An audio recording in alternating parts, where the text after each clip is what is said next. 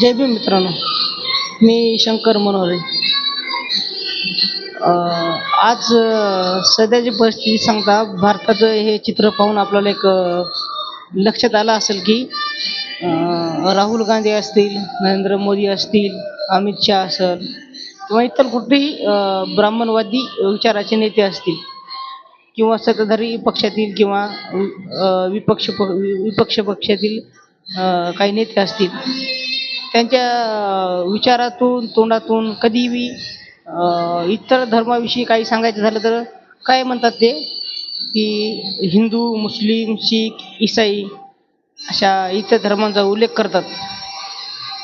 आणि बौद्ध धर्माचा कधी त्यांनी कोणत्या पक्षाचा म्हणजे कधी काही विचारच केला नाही. तर आपल्याला ते या इथं कुठल्याही प्रकारचं स्थान देऊ इच्छित नाहीत. विरोधी पक्षातलं जरी असेल किंवा सत्ताधारी पक्षातला जरी असेल, दोघांची विचारसरणी एकच आहे, दोघांचा विचार एकच आहे. फक्त दोन सख्खे भाऊ आहेत, काँग्रेस आणि BJP. दोन्ही सख्खे भाऊ आहेत. भावाभावाचं भांडण चालू आहे, खुर्चीवर कोण बसणार, सत्ता कोणाची राहणार.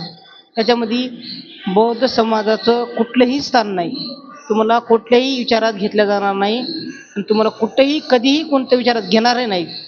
त्यासाठी तुम्ही एकत्र आणि संघटित येणं गरजेचं आहे. तुम्ही शिकले पण संघटित कधी होणार? संघटित झाल्याशिवाय तुम्हाला कुठलाही पर्याय उरणार नाही. आज तुमची आणि आमची एवढी परिस्थिती बिकट करून ठेवलेली आहे की आपण जर कुठल्या संघटनेच्या कामासाठी जर वेळ दिला तर आपल्या पोटा पाण्याचा प्रश्न निर्माण होतो. हे प्रश्न निर्माण त्या विचारानेच केलेले आहे.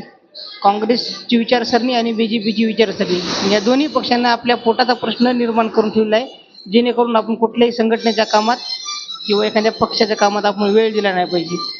आणि या वेळ नाही दिल्यामुळं आपली संघटना कमकुवत होत चाललेली आहे. पण आपण एक लक्षात घेतलं पाहिजे की आपण आपली संघटना कुठलीही बौद्ध संघटना असू द्या, तिला वेगवेगळं न करता एकत्र येऊन संघटित होऊन आपल्या समाजाचा विचार, आपल्या धर्माचा विचार करणं गरजेचं आहे. आपला धर्म हा केवळ भारतापुरता मर्यादित नसून संपूर्ण जगाला शांतीचा संदेश देणारा तथागत भगवान बुद्धाचा धम्म आहे. त्याच्यासाठी आपल्याला कोणाचाही विरोध न करता आपला धर्म संघटित करण्याचा प्रयत्न केला पाहिजे. आणि या सत्ताधारी आणि विरोधी पक्षातील लोकांना एक सांगण्याचा प्रयत्न केला पाहिजे की भारतात आम्ही पण राहतो, आमचा मूळ जन्म आहे, आमचा कर्मभूमी आहे आणि आम्ही इथले मूल निवासी आहोत. हे याला लक्षात आणून देणं गरजेचं आहे. आपल्याला कुठल्याही विचारात घेत नाहीत, तर याला एक लक्षात आणून दिलं बघा, आम्हाला विचारात नाही घेतलं तर भारतामध्ये सत्ता परिवर्तन आम्ही करणार.